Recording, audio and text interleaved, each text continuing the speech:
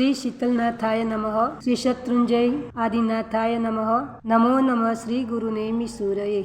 મોટા સુરકા એટલે મારું સુરકા.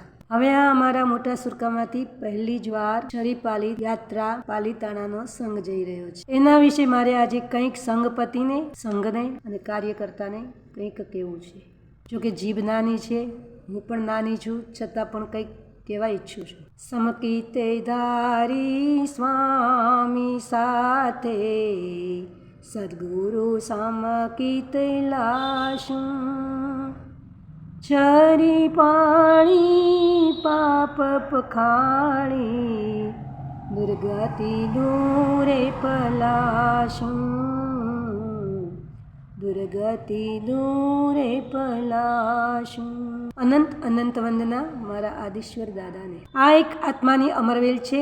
અમરવેલ જેમ સંજીવનીનું કામ કરે છે, તેમ આ સંઘપતિ કાર્યકર્તાઓ અને યાત્રાળુઓ માટે છરીપાલિત સંઘ એક સમ્યક્ત્વ બીજનું આરોહણ એટલે કે સમ્યક્ત્વ બીજનું વપન કરવાનું કામ કરે છે. આપણે સૌ પ્રથમ તો સંઘપતિની વાતો કરીશું.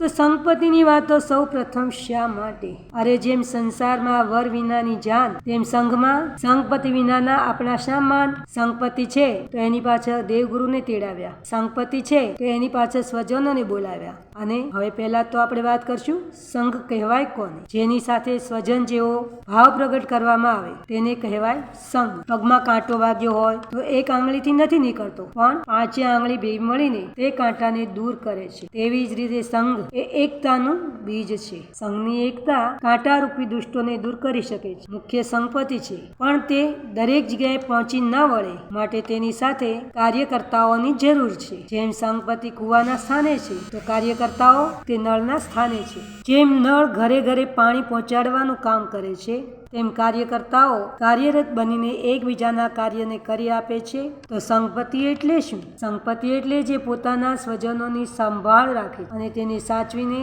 યથાસ્થાને પહોંચાડવાનું કામ કરે છે, તે છે સંઘપતિ. સંઘપતિ એટલે કે સંઘનો પતિ એટલે જ સંઘપતિ.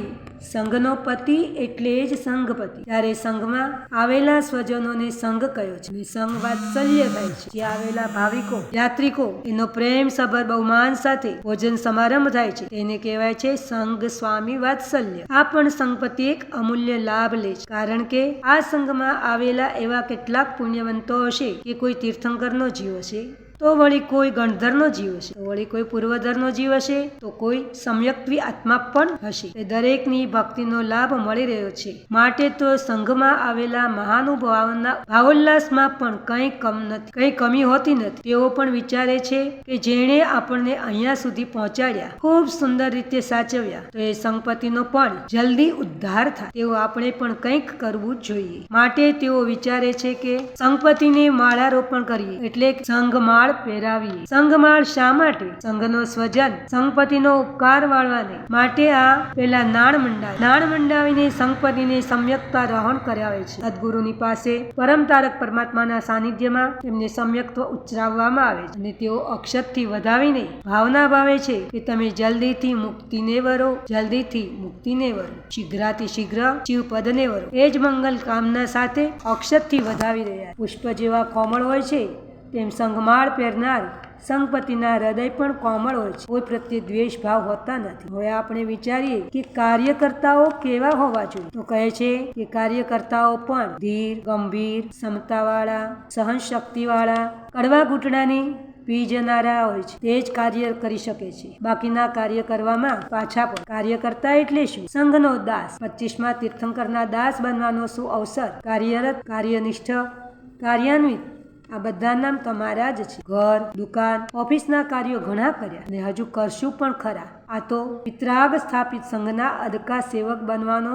સંઘના દાસ બનવાનો શું અનેરો અવસર તો હવે આપણે પ્રાપ્ત થયો છે. આપણે સંઘ અને સંઘપતિ સાથે તેમજ પૂજ્ય ગુરુજનો સાથે આપણો વ્યવહાર સુચારુ રાખીશું. પ્રથમ તો પરમાત્માની આજ્ઞાનું પાલન બરાબર પાક્કા ચોવિયાર કરીશું. ભલે અમે તપ ન કરી શકીએ, મન વચન કાયાની ગુપ્તીને ગોપવીને રાખીશું. મગજ પર કંટ્રોલ રાખીશું. ક્યાંય પણ અમારા બોઇલરને ફાટવા નહીં દઈએ. આ જગતના બધા જીવોને ઓળખવા, તેનું નામ જ્ઞાન, અને આ જગતના બધા જીવોને ચાહવા, તેનું નામ છે પ્રેમ. બસ આ જ રીતે કાર્યરત બની કાર્યને કરજો.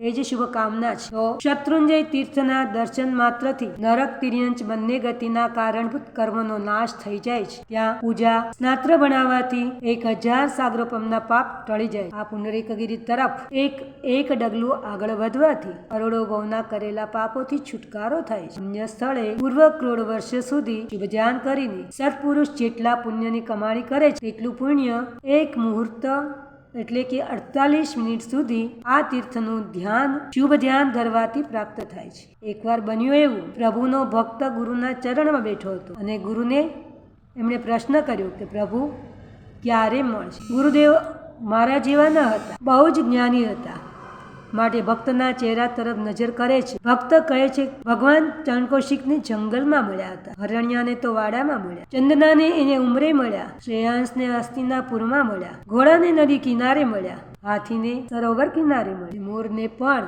ગિરિરાજ ઉપર મળ્યા. પ્રભુ અમને ક્યારે મળશે? ત્યારે ગુરુદેવે 3 વાત કરી જે આપણા સૌના જીવનમાં ઉપયોગી છે. ગુરુદેવ કહે છે કે માર્ગમાં આવી જા, બીજી વાત છે માર્ગને પકડી રાખજે, ત્રીજી વાત છે મંજિલની દિશામાં સતત ચાલતા રહેજો. માટે જ કહ્યું છે કે સદગુરુની સંગત વિનય, વિવેક, સમકિતનો રંગ અને ઉચ્ચ ગોત્ર બંધાવે છે. સંપત્તિના દાનથી મૌનિક કર્મનો રાસ થાય છે અને આરાધનાનો ઔષધ કર્મ ખપાવે છે. ધર્મની શરૂઆત પહેલાં કાયાથી, પછી વચનથી અને પછી મનથી થાય છે. તો પછી હવે આપણે દાદા પાસે પહોંચ્યા પછી દાદાના 5 ચૈત્યવંદન કરીએ છીએ. શા માટે 5 ચૈત્યવંદન? 4 નહીં, 6 નહીં ને 5 ચૈત્યવંદન કરવાના આપણને કીધા? તો કહે છે કે સૌ પ્રથમ તલાટીનું ચૈત્યવંદન કરવાનું છે. એ તલાટીનું ચૈત્યવંદન છે એ મૈત્રી ભાવને પ્રગટાવવા માટે. મૈત્રી ભાવ પ્રગટ્યા પછી ઉપર ચડતા કોઈના હાથ પગ અડે, કોઈને કંઈ પણ થાય તો ત્યારે આપણને જરા પણ મનમાં દ્વેષ ભાવ પ્રગટ થવો ના જોઈએ. એ ના થાય એના માટે જ પહેલાં આપણે મૈત્રી ભાવનું ચૈત્યવંદન કરવાનું કીધું. હવે બીજું ચૈત્યવંદન છે શાંતિનાથ ભગવાનનું. શાંતિનાથ ભગવાનનું સમતાને મેળવવા માટે મૈત્રી આવ્યા પછી સૌ જીવની સાથે સમતાથી આપણું વર્તન થવું જ જોઈએ, અને એ થાય એના માટે જ આપણે શાંતિનાથ ભગવાનનું ચૈત્યવંદન કરીએ છીએ.